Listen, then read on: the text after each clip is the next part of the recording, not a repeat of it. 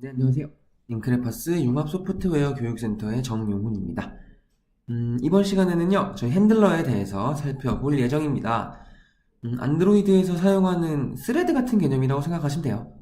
안드로이드에서 스레드를 사용하지 않는다거나, 스레드를 못 쓰는 건 아니지만, 핸들러 개념이 상당히 많이 사용되고 있기 때문에 저와 함께 보시면서 어떤 형태로 동작하는지 확인해 보시면 좋을 것 같습니다.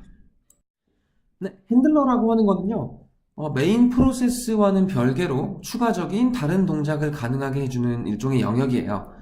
예를 들면, 멀티태스킹 같은 거, 네, 그런 거를 좀 예로 들 수 있을 것 같은데요. 휴대폰으로 인터넷 하면서 음악을 동시에 듣는다든지, 아니면 영화를 보면서 게임을 다운받는다든지, 이런 형태의 두 가지 이상의 동작을 함께 사용해 보신 적이 있으실 텐데요. 이것처럼 하나의 메인 프로그램이 수행되는 동안에 이와 상관없이 백그라운드에서 다른 동작을 가능하게 해주는 형태를 이제 핸들러로 구현을 할 수가 있습니다.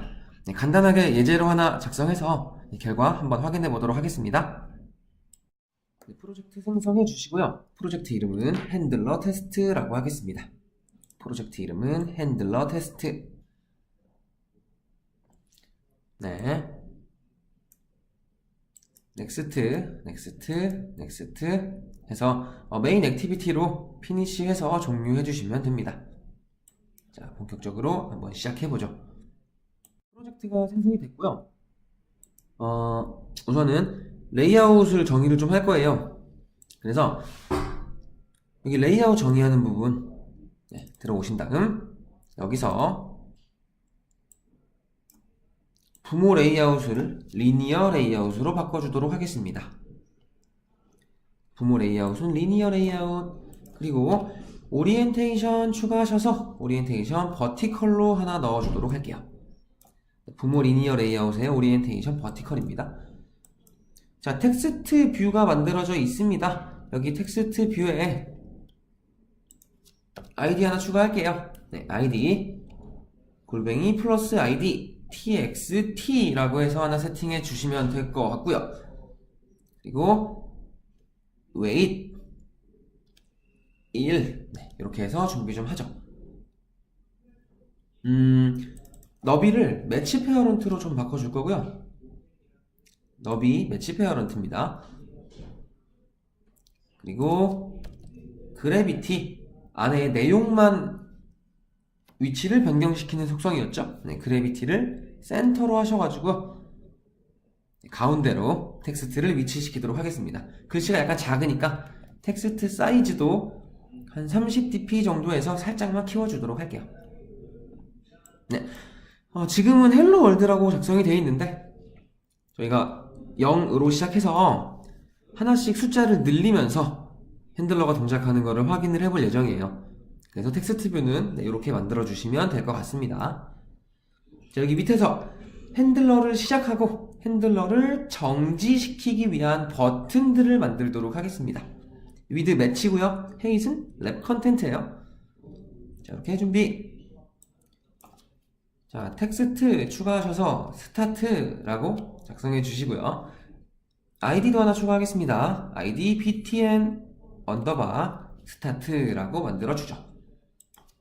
네, 같은 형태로 핸들러를 정지시키기 위한 버튼 with 매치에 hate lab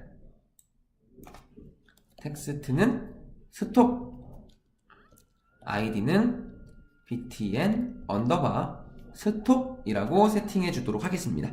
네. 핸들러에 대해서 살펴보기 위한 객체들은 일단 요거 3개 정도만 있으면 충분히 가능할 것 같고요. 코드 작성해서 결과 확인해 보도록 하겠습니다. 네, 완성이 되셨으면 메인 액티비티로 와주시면 되죠. 자, 메인 액티비티에서 텍스트 뷰 준비합니다. 이름 txt였고요. 그리고 버튼이 2개였죠. 버튼 btn 언더바 스타트와 btn 언더바 스톱 해서 버튼 2개 준비. 자, 온크리에이트에서 검색까지 하겠습니다. txt는 r.id.txt로 검색, 그리고 btn 언더바 스타트 버튼도 검색해야죠. r.id.btn 언더바 스타트, 그리고 btn 언더바 스톱도 검색을 해주시면 돼요. r.id.btn 언더바 스톱까지 검색. 네. 자, btn 언더바 스타트와 btn 언더바 스톱에게 이벤트 감지자를 등록하도록 하겠습니다. 온클릭 리스너. 자, btn 언더바 스톱도 마찬가지예요. set 온클릭 리스너 해서 이벤트 감지자 준비해 주시고요. 두 개의 감지자 모아서 하나로 처리할 거예요. 자, 클릭이라고 하는 이벤트 감지자 만들어서 참조할 수 있도록 이렇게 파라미터로 세팅해 두겠습니다. 오류 나니까 요 클릭이라는 이름으로 온클릭 리스너, 온클릭 이벤트 감지자를 만들어 주시면 돼요. 자, 여기까지가 온크리에이트였죠. 온크리에이트 빠져나오셔서 버튼 클릭 이벤트 감지자 만들어 보도록 하겠습니다. 온클릭 리스너, 온클릭 리스너. 지난번에도 한번 말씀을 드렸었는데, 온클릭 리스너는 안드로이드.뷰 패키지 안에 있는 걸 사용을 하셔야 되세요. 요거 준비해 주시면 되고요. 이름은 클릭으로 만들기로 했어요. 자, new 해서 온클릭 리스너 감지자를 바로 만들어 주시면 되겠습니다. 끝에 세미콜론 찍는 거 잊으시면 안 되고요. 자, 이렇게 해서 btn 언더바 스타트와 btn 언더바 스톱이 클릭이라고 하는 이벤트 감지자를 참조를 하고 있고요. 클릭 이벤트 감지자에서는 스위치문을 가지고 내가 어떤 버튼을 클릭했는지 그거를 구별하도록 할 겁니다. view.getID. 자, r.id.btn 언더바 스타트 버튼이 클릭이 되었다면, 또는 r.id.btn 언더바 스톱이 클릭이 되었다면, 이렇게 두 가지 상황을 구별할 수 있겠죠. 자, 스타트 버튼이 클릭되면 핸들러를 호출해 주도록 할 거고요. 스톱 버튼이 클릭되면 핸들러를 정지시키도록 할 거예요.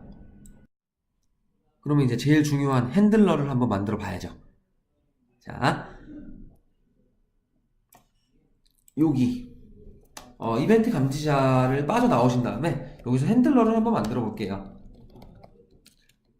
핸들러라고 해서 android.os 패키지에 있는 클래스를 사용을 하셔야 됩니다. 여기 java.util에 있는 거 말고 android.os에 있는 핸들러를 준비를 하나 해주세요. 이름을 핸들러라고 하고요. new 해서 객체를 생성해 주세요. 이렇게 만드셔야 돼요. 자, 핸들러를 생성하면 핸들 메시지라고 하는 메서드를 하나 오버라이딩을 하셔야 돼요. 여기까지가 핸들러의 가장 기본 단계라고 보시면 됩니다. 슈퍼.핸들 메시지라고 하는 메서드는 굳이 필요가 없으므로 제거를 할게요. 자, 요 코드가 핸들러의 가장 베이스라고 생각하시면 됩니다. 기본적으로 요 정도의 코드는 핸들러를 사용하실 때 필요로 하죠. 자, 이 안에서 핸들러를 호출하고 카운트를 증가시키는 형태의 코드를 작성을 해줘야 되니까 멤버 변수로 int에 count 라고 하는 정수를 하나 준비를 하겠습니다. 이렇게 준비. 자, 핸들러 안에서 count라고 하는 변수를 하나씩 늘릴 거예요. 자, 근데 1초 간격으로 count를 하나씩 늘리고 싶어요. 그러면 이렇게 하시면 돼요. 1초 간격으로 핸들러를 호출해 주시면 되죠. 자, 핸들러 send empty message delayed 하신 다음에 두 번째 파라미터에 내가 딜레이를 주고 싶은 시간을 밀리세컨드 단위로 집어넣습니다. 1초 간격으로 내 자신을 호출하고 싶으면, 핸들러를 호출하고 싶으면 1000, 0.5초 간격으로 다시 호출하고 싶으면 500, 네, 뭐 5초 간격으로 호출하고 싶으면 5000 이렇게 집어넣어 주시면 돼요. send empty message라고 하는 요 메서드가 호출이 되면요, handle message라는 메서드가 호출이 된다는 얘기예요.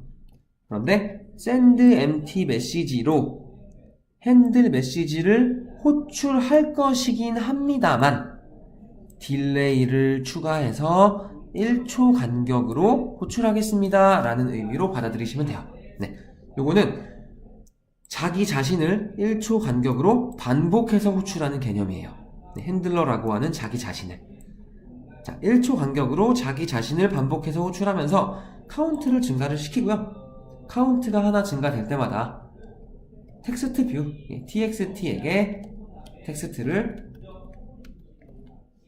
갱신을 시켜주시면 되죠.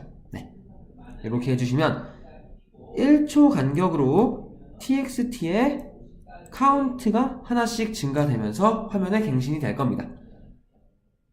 자, 준비되셨죠? 그러면 스타트 버튼을 클릭했을 때 handler.send empty message 이렇게 해주시면 돼요. 자, 방금 전에 말씀드렸다시피 send empty message라고 하는 메서드가 호출되면 해당 핸들러에 handle message가 동작을 하게 되어 있어요. 근데 여기는 이제 delayed라고 하는 메서드가 없죠. 네, delayed라고 하는 이름이 안 붙어 있죠. 그러면 대기 시간 없이 곧바로 핸들 메시지를 호출하겠습니다 라는 의미로 받아들이시면 돼요. 네, 버튼 클릭하자마자 핸들러 동작하는 거죠. 자, 동작하는 핸들러를 정지시켜 보도록 할게요. 핸들러 remove messages 이렇게 해주시면 되겠습니다. 네, remove messages 정지시키겠습니다. 핸들러라고 하는 이름의 핸들러를. 네, 일단은 코드 자체는 어느 정도 완성이 됐고요. 컴파일을 한번 해보도록 하죠. 네, 한번 실행해 보도록 할게요. 네, 실행이 됐습니다. 일단 동작이 잘 하는지 스타트 버튼을 클릭을 해보시면 1초 간격으로 카운트가 하나씩 늘어나는 것을 확인해 보실 수가 있죠. 네, 지금 이게 백그라운드에서 돌고 있는 거기 때문에 지금 카운트가 증가되는 이 상황에서 뭐 인터넷으로 값을 얻어온다든지 아니면 뭔가 다운을 받는다든지 하는 다른 작업도 동시에 진행을 할 수가 있어요. 네, 뭐 키보드에서 값을 받아오는 작업도 가능하고요. 다른 버튼을 클릭하는 그런 이벤트도 가능하죠. 네, 스톱 버튼을 클릭을 해보시면 이렇게 해서 핸들러가 지금 정지가 되는데 제가 한 30초, 지금 약 30초 정도 카운트가 증가되고 있는 상황에서 홈 버튼을 클릭을 해서 한번 나가보도록 할게요. 네, 38, 39, 40초에 홈 버튼을 클릭해서 바탕화면으로 빠져나갔습니다. 이렇게 빠져나가면 앱 자체가 지금 완전히 종료된 건 아니에요. 포즈나 스톱 상태에 빠져 있겠죠. 자, 그러면 핸들러라고 하는 거는요, 지금 화면에 보이지 않는다고 해서 정지하지 않습니다. 백그라운드에서 무한히 작업하게 되어 있죠. 네, 온 디스트로이가 호출되기 전까지는 핸들러가 계속해서 반복을 하고 있습니다. 눈에 보이지 않아도. 자, 지금 핸들러가 돌고 있기 때문에 다시 한번 실행을 한번 시켜보도록 할게요. 네, 핸들러 테스트, 우리가 만든 앱을 실행을 시켜주시면, 네, 아까 한 40초 정도쯤에서 이제 홈 버튼을 눌러서 바탕화면으로 나갔었는데 지금 이제 87초, 뭐 88초 이렇게 해서 백그라운드에서 정상적으로 동작하고 있었다는 것을 확인을 해볼 수가 있죠. 네, 스레드처럼 사용한다고 생각하시면 되고요. 그거보다 약간 가벼운 느낌이라고 보시면 좋을 것 같네요. 네. 네, 이번 시간에는 핸들러에 대해서 살펴봤습니다. 백그라운드에서 별개로 동작하는 코드를 작성을 해서 메인 프로세스에는 영향을 받지 않도록 만들어두면 예제에서 확인하신 것처럼 앱이 포즈나 스톱 상태에 들어가도 그와는 상관없이 실행되는 코드를 작성하실 수가 있어요. 뭐 핸들러를 잘 활용을 하면 스톱워치 같은 것도 만들어 볼 수 있을 것 같네요. 한번 해보면 좋은데 시간 관계상 핸들러는 여기서 마무리를 하는 점 양해를 좀 부탁을 드립니다. 이번 시간은 여기서 마치도록 하고요. 지금까지 인크레파스 융합 소프트웨어 교육센터의 정용훈이었습니다. 시청해주신 여러분들 감사드립니다.